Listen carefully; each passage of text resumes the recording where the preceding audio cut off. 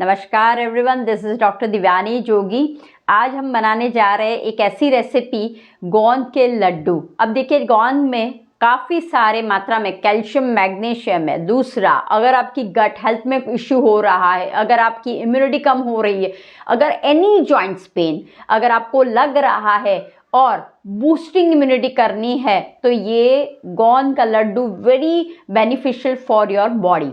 तो अब ये गोंद का लड्डू कैसे बनाना है, तो आज हमारे साथ शैलजा ताई आई हुई है जो जलगांव में रहती है। तो उनके पास से ये रेसिपी हम सीखेंगे और देखेंगे। विदाउट फ्लोर हम केवल नट्स और गोंद को डाल के किस तरह से लड्डू बनाएंगे, वो भी बहुत ही पौष्टिक है। It's yummy also.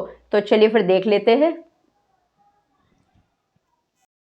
फिर हम लोग देख लेते हैं आज गोंद के लड्डू की रेसिपी। स्पेशल शेफ हमारे यहाँ आई हुई है शैला ताई महाजन, जो जलगांव से आई हुई है, और मेरी दीदी उनको आज सपोर्ट करने वाली। शैला ताई, बताइए रेसिपी में आज हम क्या क्या लेने वाले हैं। खारीक पाउडर, बादाम पाउडर, अखरोट पाउडर, काजू पाउडर हाँ, ये काजू पाउडर, बादाम पाउडर, पिस्ता पाउडर, गोंद, पीसी हुई शुगर, किशमिश, खसखस, और ये खोबरा और ये घी, असली गाय का घी। अब हम कैसे क्या बनाने वाले हैं दीदी, जल्दी से। पहले एक चम्मच पहले आप घी लीजिए। पहले गोंद काय बनायचं,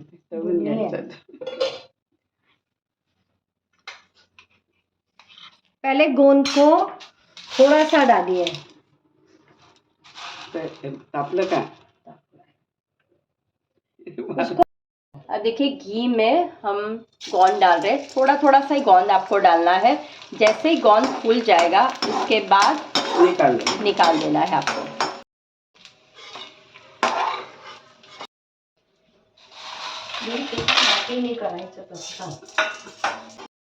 खारीक को लेना है और घी में इसी तरह से भून लेना है। लेकिन ध्यान रखना कि घी को ज़्यादा नहीं लेना है, हमें सिर्फ भूंजना ही है।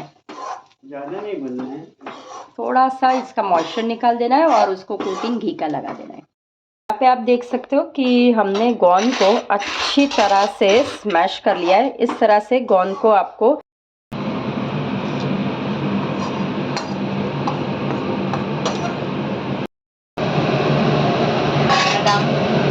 बादाम को भी इसी तरह से भून लेना है। बादाम, काजू,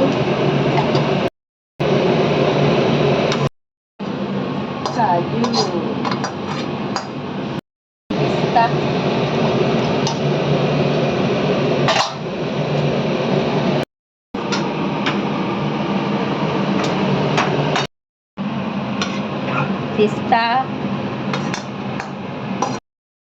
अखरोट।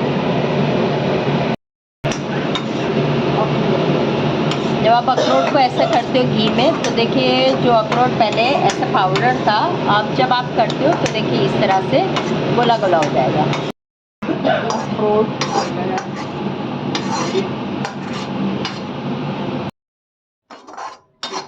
खोबरा में घी नहीं डालना है, तो सौटे ही करना है।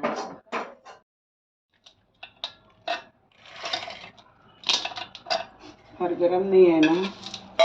अच्छी बात नहीं।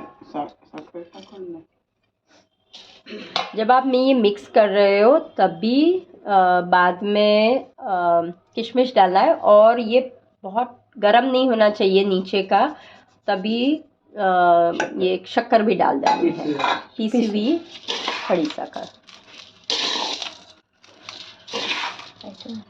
खसखस डालनी है तो आप डाल सकते हो, ये ऑप्शनल है, नहीं डालनी है फिर भी चलेगा। लेकिन एक बात ध्यान रखना, खसखस और ये जो खोबरा है वो टोटली ठंडा होना चाहिए, और खसखस आप ये सब कुछ मिक्स हो जाए उसके बाद लास्ट में आप खसखस को डालिए। खोबरे को इस तरह से रोस्ट करने के बाद ऐसा चूरा कर दो, और उसके बाद वो ये खोबरे को इस मिश्रण में डाल देंगे। अब इसमें हम खोबरा भी डाल रहे हैं अब एक बात ध्यान रखना, अगर ये खोपरा डालने के बाद ये हमारा पूरा मिश्रण लड्डू का बन गया है तो अच्छी तरह से उसको मिक्स करोगे और ट्राई करो, अगर इसको आप लड्डू की तरह शेप दे सकते हो तो आपको ये घी डालने की ज़रूरत नहीं है, नहीं तो फिर आप इसके अंदर थोड़ा सा घी भी डाल सकते हैं। घी गरम करें, और घी भी ध्यान रखना, शैला ताई ने बताया गरम करके ही उसके बाद ही आपको डालना है। खसखस भी डाल देते हैं।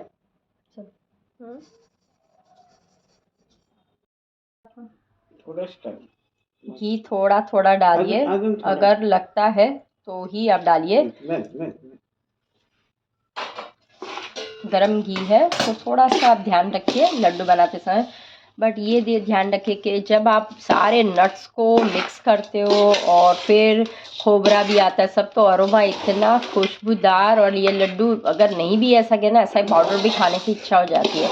तो this is a very tasty yummy, और स्पेशली फॉर द विंटर में तो है ही, लेकिन नॉट ओनली द विंटर, लेकिन जिन लोगों को वात के रोग है, जो लोग महिलाएं प्रेगनेंसी के बाद specially after delivery they needs this type of laddoos.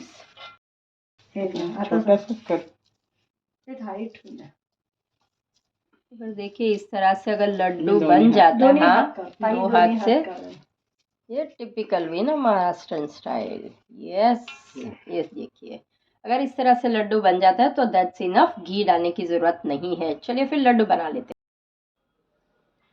Wow, see the laddoo, finally हमारे ये लड्डू बन गए और आप देख सकते हो वेरी यम्मी। और ये गोंद के लड्डू हर कोई खा सकता है, ऐसा नहीं है कि केवल विंटर टाइम में खा सकते हैं। एंजॉय और स्वीट जब भी या, और ताई कह रही है लेडीज जेंट्स सब लोग खा सकते हैं। अभी देखिए ये ताई हमारी है, वो भी देखो कितनी यंग लग रही है ना, उसकी एज मत पूछो। इसका राज है गोंद के लड्डू। चलिए फिर नेक्स्ट टाइम मिलते हैं ऐसी एक नई रेसिपी के साथ, तब तक के लिए बाय बाय।